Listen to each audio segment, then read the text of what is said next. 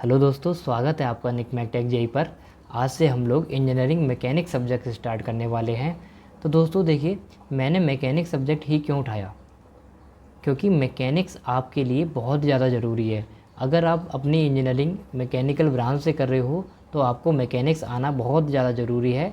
Mechanics की problems आना बहुत ज़्यादा ज़रूरी है, क्योंकि अगर आपको इंजीनियरिंग मैकेनिक्स सब्जेक्ट दोस्तों अच्छी तरीके से आ गया तो आपको strength of material, theory of machine और आपका फ्लूइड मैकेनिक्स, इन सब्जेक्ट में कोई भी प्रॉब्लम नहीं होगी। तो इसीलिए हम लोग सबसे पहले इंजीनियरिंग मैकेनिक्स पढ़ते हैं और ये वीडियो नंबर 1 है, यानी कि लेक्चर नंबर 1 होने वाला है। तो देखिए, ये इसको ध्यान से समझना क्योंकि आपके लिए बहुत ज़्यादा ज़रूरी है। पहला वीडियो या फिर पहला लेक्चर किसी भी सब्जेक्ट का सभी के लिए बहुत ज़्यादा इम्पोर्टेंट होता है। तो देखिए, अगर मैं मैकेनिक्स की बात करूँ तो मैकेनिक्स के अंदर हम लोग क्या करते हैं, जो भी हमारी बॉडी है ना, चाहे वो रेस्ट में हो चाहे आपकी मोशन में हो, और उस पे लगने वाले फोर्सेस उनके बारे में स्टडी करते हैं। तो इसीलिए सबसे सिंपल डेफिनेशन अगर मैं मैकेनिक्स की लिखूँगा तो वो यही लिखूँगा कि mechanics come under the study of body. हम लोग बॉडी की स्टडी करते हैं अंडर रेस्ट और इन मोशन। बॉडी रेस्ट में हो सकती है या फिर मोशन में हो सकती है, ठीक है। अगर मैं मैकेनिक्स की बात करूं तो मैकेनिक्स को हम लोगों 3 पार्ट में डिवाइड कर सकते हैं। एक तो आपका स्टैटिक्स, सेकंड आपका डायनेमिक्स, थर्ड आपका हाइड्रोमैकेनिक्स।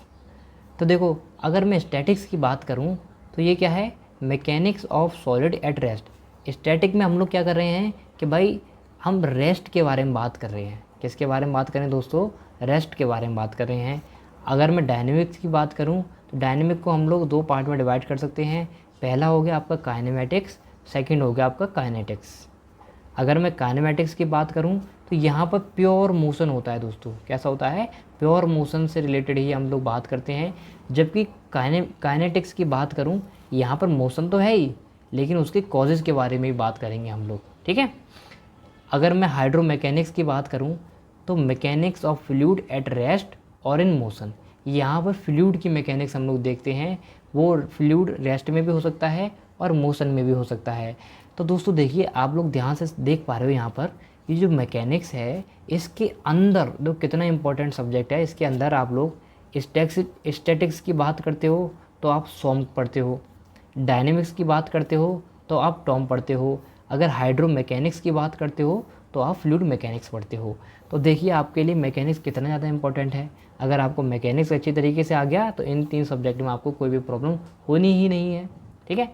तो मैकेनिक्स का सबसे पहला जो चैप्टर है अपना, वो है फोर्स सिस्टम। ये सब्जेक्ट दोस्तों, ये जो चैप्टर है सभी के लिए इम्पोर्टेंट है और हर एग्ज़ाम में पूछा ही जाता है। ये जो मैकेनिक्स मैं आपको पढ़ा रहा हूँ ना, मैं जेई एसएससी जेई है उसका सिलेबस फॉलो कर रहा हूँ, ठीक है। अब मैं रिजल्टेंट के बारे में बात करता हूँ।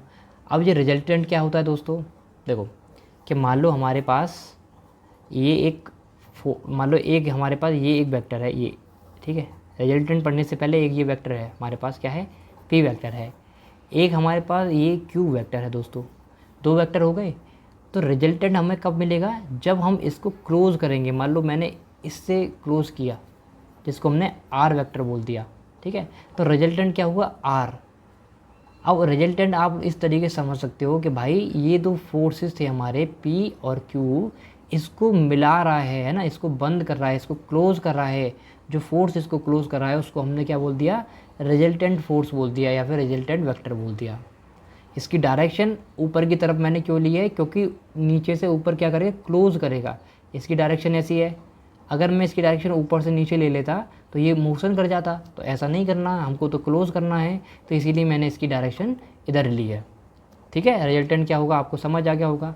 अब इसी के अकॉर्डिंग अगर मैं छोटी सी बात अगर मैं लिखूँ तो resultant is a whole effect of all forces acting on a body. कि भाई एक बॉडी के ऊपर जितने भी फोर्स लग रहे हैं उन सब का इफेक्ट क्या होता है, रिजल्टेंट, ठीक है। अब सबसे पहले अगर हम बात करें कि भाई resultant of non parallel forces के नॉन पैरेलल फोर्सेस में रिजल्टेंट किस तरीके से हम लोग निकाल सकते हैं, वो समझिए दोस्तों। कि मान लो हमारे पास एक ये फोर्स है P। देखो मैंने ये फोर्स बनाया, P एक फोर्स है हमारे पास, ठीक है। P वेक्टर हमने लिख लिया। और एक हमारे पास फोर्स है ये Q वेक्टर हमने एक फोर्स ले लिया। ये 2 फोर्स हमने ले लिए। अब इसका हमें रिजल्टेंट निकालना है, तो किस तरीके से निकालेंगे, सबसे पहले हमने क्या किया, इसको एक्सटेंड किया हमने यहाँ तक, और बी से यहाँ तक इसको एक्सटेंड किया। जब हम दोनों ने एक्सटेंड कर लिया दोनों फोर्सेस को, तो यहाँ से ये जो लाइन दोस्तों मिल रही है इसको बोलते हैं हम लोग आर, यानी कि रिजल्टेंट, क्योंकि ये क्या है, इसका रिजल्टेंट। ठीक है, इसको हम लोग लॉ ऑफ पैरेललोग्राम भी बोल देते हैं। तो हमने क्या किया, थोड़ा सा एक ट्राइंगल बनाया, यहाँ पर राइट ट्राइंगल बनाया दोस्तों। ठीक है, अब आपको पता है ये जो हमारे पास P फोर्स था और ये हमारे पास Q फोर्स था, Q वेक्टर, इन दोनों के बीच में एंगल मान लो हमारे पास क्या है, थीटा एंगल है। अब हम लोग क्या कर रहे हैं कि भाई हमको इसका रिजल्टेंट निकालना है, कि आर निकालना है। तो किस तरीके से निकालेंगे, तो सबसे पहले हमने क्या किया, ODC, इन ट्राइंगल ODC में पाइथागोरस थ्योरम लगाई। जब हमने पाइथागोरस थ्योरम दोस्तों लगाई, तो आपको पता है पाइथागोरस थ्योरम क्या कहती है, कि हाइपोटेनस का स्क्वायर बराबर बेस का स्क्वायर प्लस परपेंडिकुलर का स्क्वायर, यही तो बोलती है। तो हाइपोटेनस आपको यहाँ पर क्या दिखाई दे रही है, OC, तो मैंने OC का स्क्वायर लिख दिया। बेस आपको क्या दिखाई दे रहा है, OD, तो मैंने OD लिख लिया। फिर ये क्या है, परपेंडिकुलर CD, तो मैंने CD का स्क्वायर लिख लिया। ठीक है, अब OC आपके पास क्या है, R, तो मैंने यहाँ पर R का स्क्वायर लिख लिया, रिजल्टेंट का स्क्वायर। और OD को मैं क्या लिख सकता हूँ, OB प्लस BD, तो OB प्लस BD का स्क्वायर कर लिया मैंने। अब यहाँ से DC हमको पता नहीं है, या फिर CD हमको पता नहीं है, तो मैं अभी यहाँ पर CD नहीं लिखता हूँ। ठीक है, अब ये कहाँ से आया, ये मैं आपको बताता हूँ कि मैंने क्या किया, एक छोटा सा ट्राइंगल लिया, ये BDC ट्राइंगल लिया, और इस BDC ट्राइंगल में आपको पता है परपेंडिकुलर पाकिस्तान भूखा प्यासा, हिंदुस्तान हरा भरा, है ना, इस तरीके से आप लोग करते थे। तो अगर मैं इस छोटे से ट्राइंगल में BDC में अगर मैं साइन लगा दूँ, साइन थीटा लगा लूँ, यहाँ पे ये थीटा है, क्योंकि ये थीटा आपका है तो ये भी थीटा होगा। तो अगर मैं इस ट्राइंगल में आपके लिए साइन थीटा लगा दूँ, तो साइन क्या होता है, परपेंडिकुलर अपॉन हाइपोटेनियस। तो परपेंडिकुलर क्या है आपके पास, CD, यानी कि DC या फिर CD, कुछ भी लिख सकते हो आप लोग। और हाइपोटेनियस आपका क्या है, ये BC। ठीक है, अब यहाँ पर ये Q था, तो ये BC, ये भी आपका Q होगा। तो यहाँ पर मैंने वही किया कि भाई परपेंडिकुलर अपॉन हाइपोटेनियस लगा दिया। तो परपेंडिकुलर अपना DC था या फिर CD था, ये लिख लिया मैंने। और हाइपोटेनियस आपका क्या था, BC, तो मैंने BC लिख लिया। अब BC की वैल्यू आपको पता है क्या है, Q, तो मैंने यहाँ BC की जगह क्या लिख दूंगा, Q लिख दिया। और साइन थीटा का साइन थीटा, तो यहाँ से मैंने क्या निकाल लिया, CD निकाल लिया। इसी तरीके से दोस्तों अगर मैं इसमें कॉस थीटा लगाऊंगा, तो कॉस क्या होता है, बेस अपॉन हाइपोटेनियस। तो बेस आपका क्या है, BD, हाइपोटेनियस क्या है, BC, है ना। तो BD अपॉन BC, तो यहाँ से अगर मैं BD निकालूँ तो Q कॉस थीटा, क्योंकि देखो ये क्या है, BC आपका Q है, तो इसीलिए Q कॉस थीटा निकल आएगा। तो वही दोस्तों मैंने यहाँ पुट कर दिया, CD का स्क्वायर था, तो CD आपका क्या है, वो Q sine square theta, sine theta, तो यहाँ पर मैंने Q साइन थीटा लिख लिया। ठीक है, अब देखो OB हमारे पास क्या था, P, तो मैंने P लिख लिया। BD हमारा क्या निकल कर आया था, Q कॉस थीटा, तो Q कॉस थीटा लिख लिया, इसका स्क्वायर कर दिया। अब यहाँ मैंने इसका स्क्वायर खोल ही दिया है, Q square sine square theta. अब A प्लस B का होल स्क्वायर खोल देंगे हम लोग, तो क्या हो जाएगा, A square plus B square plus 2AB। देखो A स्क्वायर यानी कि P का स्क्वायर, B स्क्वायर यानी कि Q square cos square theta plus 2AP और B। ठीक है, फिर Q square sine square theta मैंने लगा दिया। अब यहाँ से आप लोग देख पा रहे हो, यहाँ भी देखो Q square sine square theta है, ये Q square cos square theta है, तो यहाँ से मैंने Q स्क्वायर कॉमन ले लिया और sine square theta plus cos square theta लिख लिया। P स्क्वायर का P स्क्वायर है ही 2P की कॉस थीटा, ये अपना चल ही रहा है, इसकी वैल्यू कितनी होती है 1। तो यहाँ से हम लोग क्या निकाल देंगे, resultant P square plus Q square plus 2P की कॉस थीटा। तो यहाँ से हमारा क्या निकल कर आ गया, रिजल्टेंट निकल कर आ गया। अब दोस्तों देखिए यहाँ पर हमारा क्या निकल कर आ गया, रिजल्टेंट निकल कर आ गया। क्या निकला, R स्क्वायर बराबर P square plus Q square plus 2P की कॉस थीटा। ठीक है, ये हमारा रिजल्टेंट निकल कर आ गया। तो इससे डायरेक्ट फॉर्मूले बेस्ड क्वेश्चन पूछे जाते हैं, तो इसीलिए आपको याद रखना है। अगर मैं डायरेक्शन की बात करूँ दोस्तों, तो डायरेक्शन किस तरीके से निकालोगे, मान लो हमारे पास ये क्या है, फाई, ये क्या है दोस्तों, फाई। तो यहाँ पर मैं क्या लगाऊंगा, tan फाई लगाऊंगा। तो tan क्या होता है, परपेंडिकुलर फ्रॉम बेस, परपेंडिकुलर आपका क्या हो गया, DC यानी कि CD, बेस क्या है, OD, और OD को हम लोग OB प्लस BD लिख सकते हैं। तो वही मैंने दोस्तों यहाँ पर लिखा, CD अपन OD, तो CD OD प्लस BD, है ना। और आपको पता है CD की वैल्यू क्या थी, Q साइन थीटा अभी हमने निकाली थी, और ओ बी हमारे पास क्या था पी, और ओ बी डी की वैल्यू क्या थी क्यू कॉस थीटा, है ना। तो इसीलिए हमने यहाँ पर क्या निकाल दिया, ये एंगल निकाल दिया टेन थीटा, टेन फाई, हमारे पास एंगल निकल कर आ गया। अब दोस्तों देखो कन्फ्यूजन कहाँ होती है, जब हम बुक से पढ़ते हैं या फिर कहीं से पढ़ते हैं तो यहाँ पर कभी कभी P sine theta upon Q plus P cos theta लिखा हुआ देखने को मिलता है आपको ना, कुछ इस तरीके से देखने को मिलता है। तो आपको कंफ्यूज नहीं होना, ये तो वेक्टर के फॉर्म में दे रखा होता है कि मान लो हमने यहाँ पर क्यू माना है तो, है ना, और पी यहाँ पर माना है तो हमारा कुछ और निकल कर आ रहा है, जैसे अभी हमारा निकल कर आया, ये निकल कर आ रहा है, ठीक है।